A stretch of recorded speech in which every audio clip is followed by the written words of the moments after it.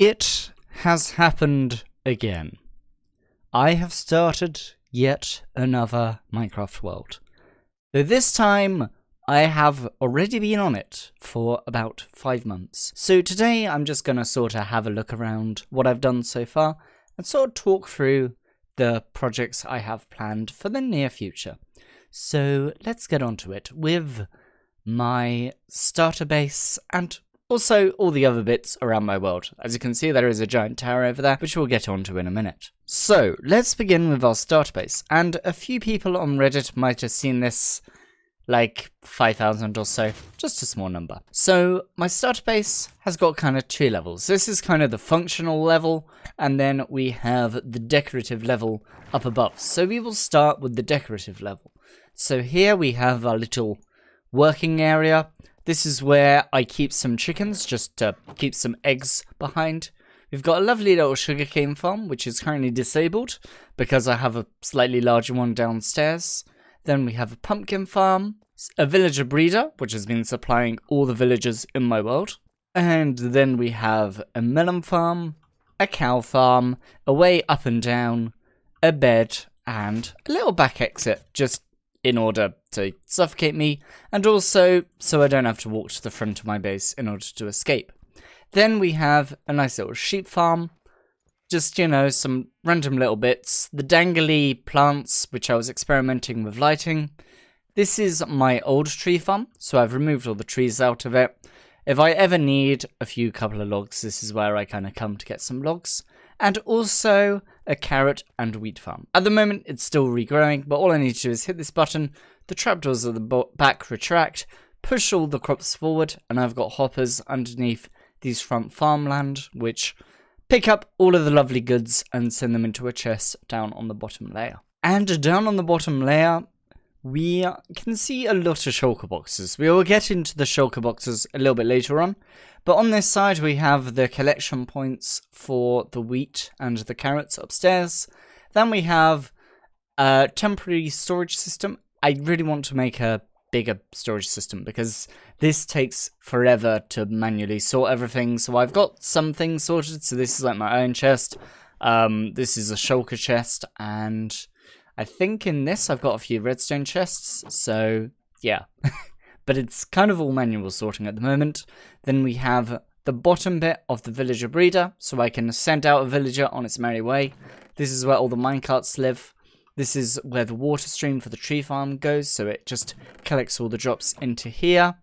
That is the collection area for when I'm trading with the villagers. I can sort of manually sort all the drops. Once again, I have a plan for these villagers, which is a very long project indeed. I can get by with trading with these villagers like this, but I will want to do something to these lovely chaps. This chap is called Barry, and over here we have all the emeralds, and we also have a quick little concrete farm. So all I do is I get a pickaxe out, get some concrete powder in my other hand, and then just spam click it, and that's just a quick little manual way of getting rid of all of my concrete.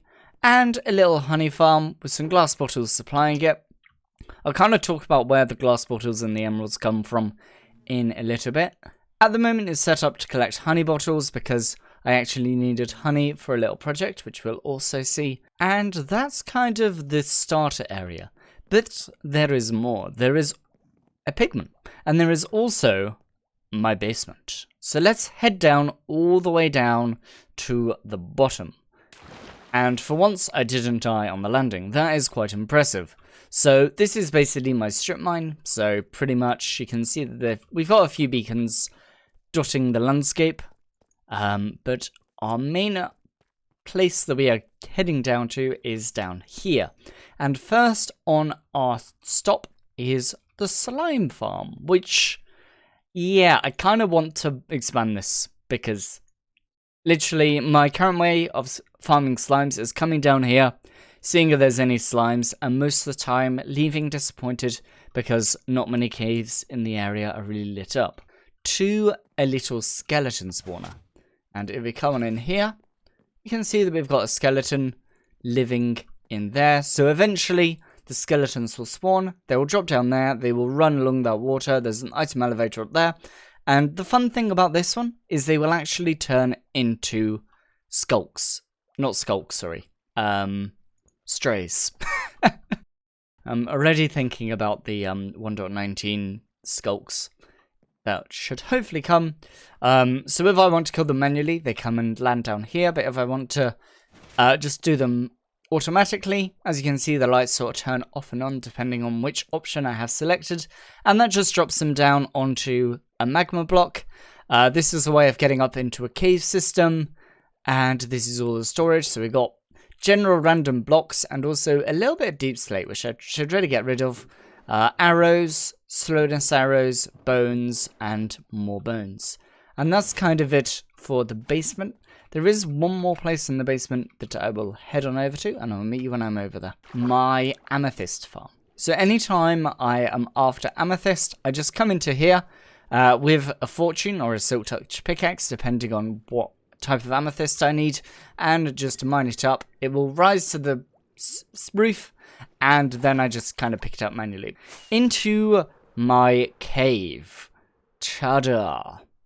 So, this is kind of my area, which I sort of plan to expand and turn into my first main base. As you can see, we already have a few little farms around, so let's kind of walk through and talk. So this was kind of the first thing I built, which is a nice little chicken farm.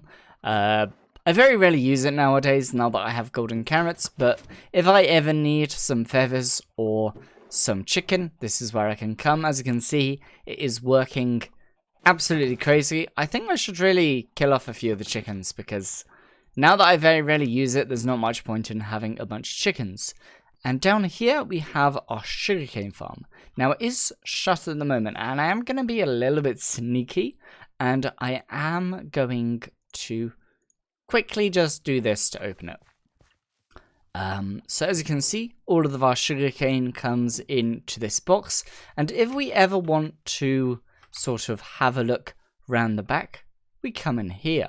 So this is Tango Tech's lossless sugarcane farm, which produces, as you can see, an absolute buttload of sugarcane, and it's actually used up an entire barrel's worth of shulker boxes and a little bit more, so it's kind of in the next batch of filling up sugarcane. And actually, this one is very close to filling up. When this sugarcane reaches the end, this shulker box will break and a new one will get dispensed. And behind here, I was planning on filling this with shulker shells and chests if I ever wanted to produce more, but to be honest, I think the amount of sugarcane I've got so far will probably last me for forever. Like, the only thing I really use sugarcane for was to produce rockets. As it turns out, I don't use rockets quite as much as I was really planning on doing. So this is slightly overkill, but it's fun overkill. And I also had a bit of fun with the roof, so it's sort of like, these are like beams that's kind of disappearing off into the distance. This bit here was a little bit tricky to do because of the piston door. So we do have a little bit of exposed redstone, but I think it kind of works. And also, this is where we can have a debug light just in case the farm has kind of shut off. This one is a little bit outdated because fish no longer spawn. And it's basically instead just the detection for if it's an overflow. So we do have a little bit of a sugarcane overflow just because it's only running on one shulker box at the moment. So we can kind of do that. And this is basically my way of getting around the back of the redstone. And yeah, this is like the project that has so far taken me the most amount of time. Now down here we have an absolutely crazy design. I am going to link this design because it is on Bilibili, which is essentially the Chinese version of YouTube. Let me just turn it on quickly and then I'll show you. This is the most efficient way of producing bone meal. So that singular moss block down there is got a dispenser under it, and that creates a crazy amount of bone meal for a single moss block. And what we have up here is actually not the output. The output actually goes up into a funnel which leads up to there. So let's switch this off because I can already feel my frames dropping. So basically down here we have 4 composters which lead into a dispenser which hits that moss block, and then all of the excess gets composted, spat out, and then it flies on down there into an item elevator. And that item elevator actually leads to over here, where we have a tree farm. So in order to get up, we do this, and it works lovely. And this is an automatic tree farm by Razeworks, though I have mildly altered it, mostly underneath, just to make it work a little bit better. So basically, when it's in operation, it will keep trying to create a flowering azalea by that dispenser, and then if it works, it grows, it automatically detects it. We have 2 TNT Dupers up there, which will drop TNT down and blow up all the tree. And very similar to what we had at the sugarcane, we have a shulker box loader over there. We have storage for the bone meal over there. And we also have some extra storage for the bone meal over there. And the idea is if I ever want to pick up some bone meal, I simply go over to there and just grab a shulker box. So it's a little bit manual, but I quite like it. At some point, I really want to decorate this a little bit more because the roof is done, but the sides are a little bit plain. So that might be something to look into in the future. And then to get back down, all we do is we right-click this note block and we drop down to here. This kind of area and this kind of area up here, I really want to terraform at some point. I've kind of done some rough outlining of terraforming, but it's very rough at the moment. And that's sort of something I'm going to have to slowly work on. And also, I kind of need to decide on a palette. Because at the moment, I'm kind of going with moss and oak logs, but I'm not 100% certain whether I'm going to keep it that way. And that's kind of it for the cave. What we do have over here is we do have a mine shaft, and there is a cave spider spawner off in that direction. I won't show you it because it's very straightforward, but the cave does extend a ludicrous distance in that direction. So we have plenty of room to expand for any future expansion. And down here is kind of the official entrance and exit for now. So there is a bumblevator which takes us all the way up to the surface. And this is kind of the top side of the cave, which I would quite like to turn into a bit more decorated. So let's just fly up onto this spruce tree, if I can land. Lovely. And you'll notice that I've kind of outlined the island in stone. At some point, I would quite like to raise that up by about 11 blocks or so and give it a nice little bit of terraforming. And also, you will see here that I've kind of ringed off the 2 azalea trees that grew. So this is kind of a concept I have for all of the azalea trees in the world, is to just kind of isolate them and then dig the hole all the way down to the cave that they connect to as kind of like a way of preserving those trees and also kind of showing off where the caves connect to the overworld. So both of these trees do connect down to our cave below. And let's get on to covering the tower over here. So this is actually my iron farm, and this is actually going to be a project we're going to handle probably next episode, is decorating the tower. I do have kind of an idea for it, but I haven't quite figured out exactly how I'm going to build it. So this is Logical Geek Boy's iron farm, just slightly modified. I kind of looked at how Exuma did it and basically based it off how Exuma did it. So we have 3 beds up there, all the villagers on it, a zombie, giving them a bit of a scare, so they keep trying to produce iron golems. The iron golems fall down, get burnt up by this lava, and then we get to enjoy all the lovely iron. I think one just fell. Yes, one just fell. And this chest here is just to push the items against, so the items are aligned so they run both along the ice and also on the hoppers. But yeah, in terms of decorating, this is kind of something we hopefully I can get done next episode. Let's head off a little further afield to the raid farm. And this is by IanXO4. It is a name you will probably hear come up quite a lot because his farms are absolutely crazy. And at the moment, this is kind of not able to run because of this stretch of this stretch of sand here. I need to add glass on the top of it because otherwise, if I were to try to use it, we'd have some raids spawn over there and they will get a bit annoyed at the fact that I am, trying to start a raid.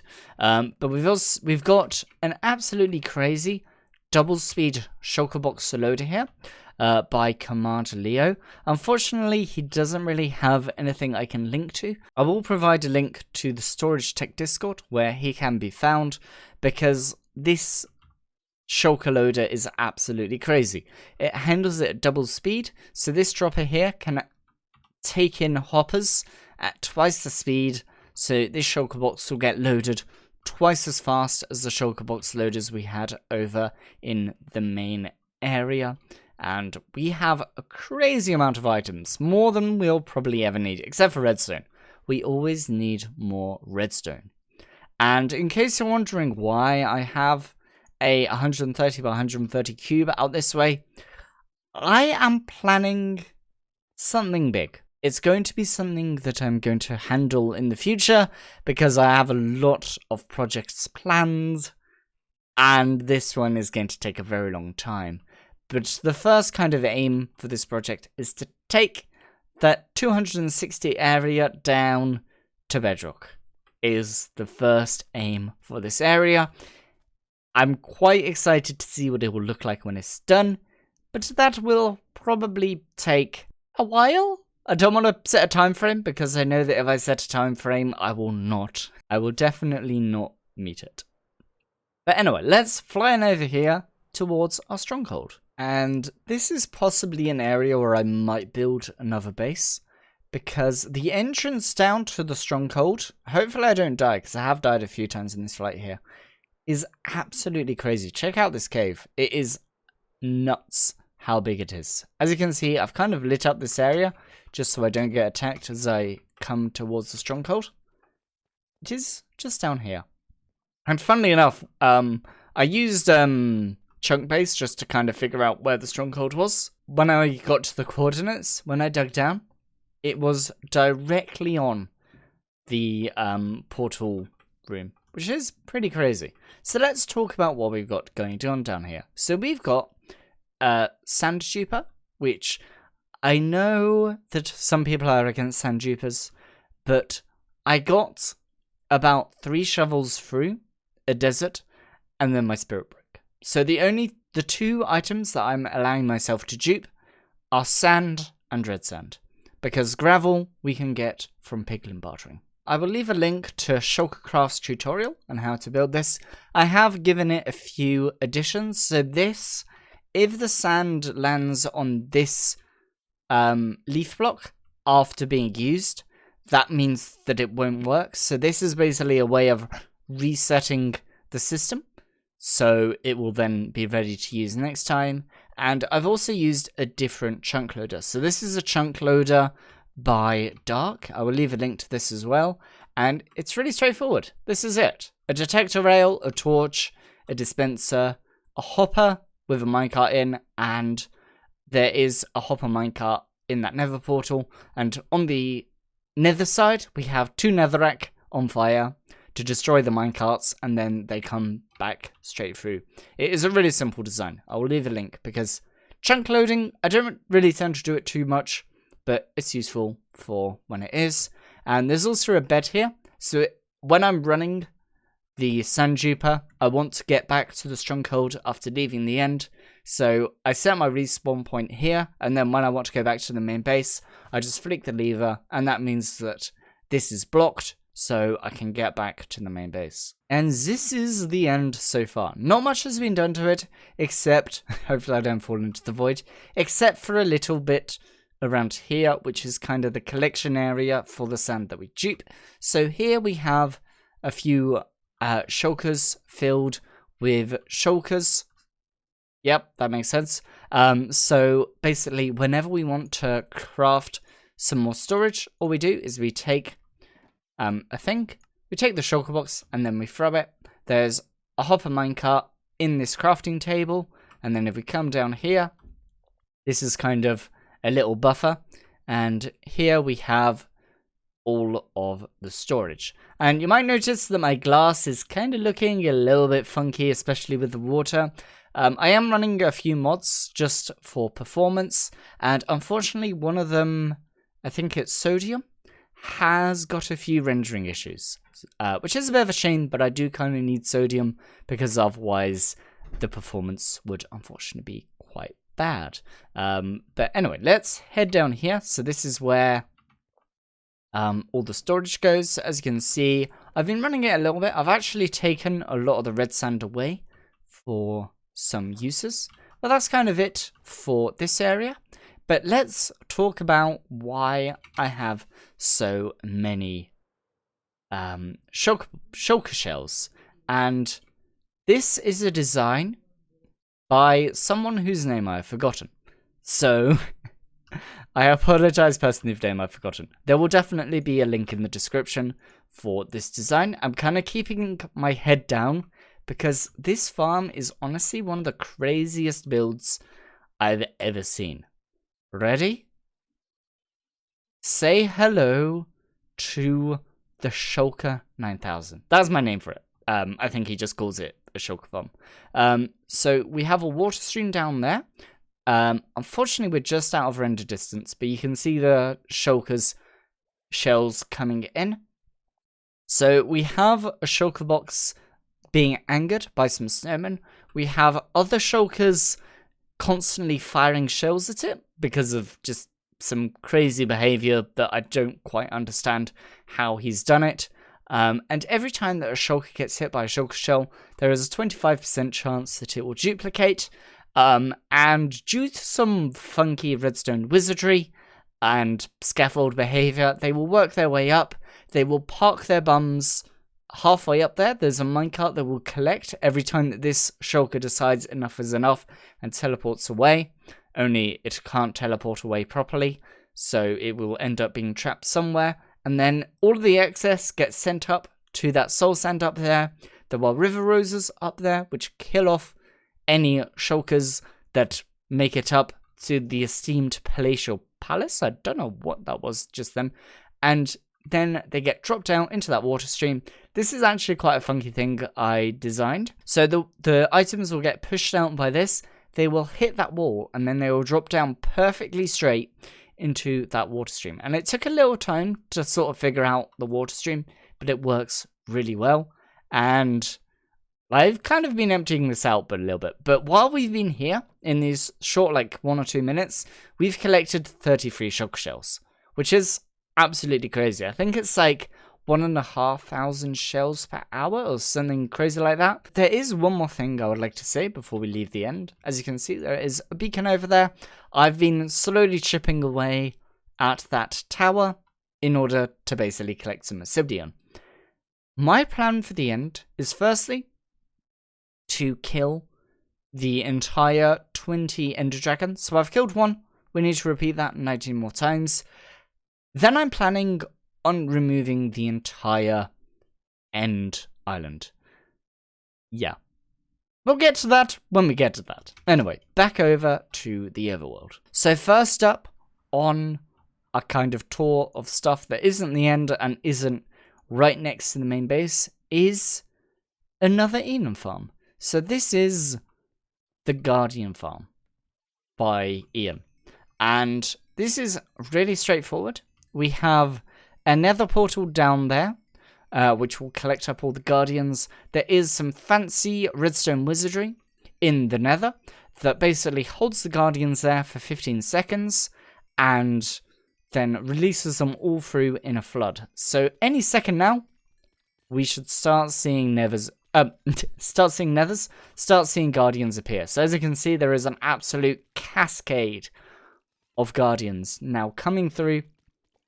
They'll all bunch up in this area, and every time I want XP, I will just give these guys a bit of a hit and get an absolute buttload of XP. Down there, we have a swamp where I have also been getting a few slimes from. And I'm aware that this video is getting pretty long already, so I'm just going to have one more stop on the trip, which is over here. And this is going to be my second project after the iron farm. So last year, a small indie film came out by the name of June. And there is a certain scene in that film where a spice harvester gets consumed by a sandworm. And I'd quite like to recreate that scene. So, firstly, we have to find a very flat area just to kind of work as a canvas. So I figured an ocean was a good way. The only trouble with an ocean is we have to place a lot of blocks in order to kind of get a good blank canvas. So I did some digging online, and thanks to the power of Ilmango and another chap who I will post the Reddit link to, because pretty much those two did all the heavy lifting, I've kind of come up with a lava spreader. So all I do is I stand here on that honey block, point into that stair block, and I am perfectly safe. Like, except for phantoms, so I'm never running this more than about 20-30 minutes at a time. This was kind of just a test run to make sure that nothing crazy happened. I will kind of leave a link to this design because it is absolutely crazy by Ilmango. And this is basically how we're going to be flattening the area. And yeah, there's going to be more on this when we kind of get on it. But basically picture this entire ocean turning into a red desert. So there is a crazy amount of area that we're going to have to fill. Ignore the glowstone. The glowstone is just to light up the area. When we start to kind of build stuff, we'll figure out exactly how we're going to handle the lighting in the area. And I've kind of worked out this design almost in my head for now. So it's going to be quite fun to build. Let's have a quick little look at this book that I've been carrying, because this kind of has a list of all the projects. So, as you can see, projects to do. Iron farm, mechanics done, need to decorate interior and exterior. So we have called this the Project Devourer, and this is also kind of so I don't forget where I've put the projects, because I'm really forgetful at times. This will come into play, the name Project Devourer, when I begin to build it. So all will become clear in the next episode. Then we have the raid farm, need to decorate, project outpost. So once we've cleared out that 260 by 260 area, this project outpost kind of gives a hint as to exactly what we're going to build there. Project June is where we are at the moment. Create flat area in progress. So we're kind of going to split this into 3 parts. We're going to build the harvester to begin with. Then we're going to build the worm consuming it around it. And then we're going to kind of build the landscape once we've built the other 2 things. Because once we've built those 2 things, we can kind of figure out exactly how far out the landscape needs to go in all directions. Project End, kill End Dragon, clear the End Island. And these 2 items will come onto once we've cleared the End Island and killed the End Dragons, because they will take a little bit of time. Spawn tunnels. Decorate. So the spawn tunnels is the area with the wood farm and the sugarcane farm. That's kind of going to be an ongoing project. Shulker Farm, add a bit of storage. And that's kind of it for the areas that I've done so far. So, yes, that will do it for today. And from next episode, the iron farm should be looking a lot better. Thank you for watching, and have a lovely evening. Take care. Bye-bye.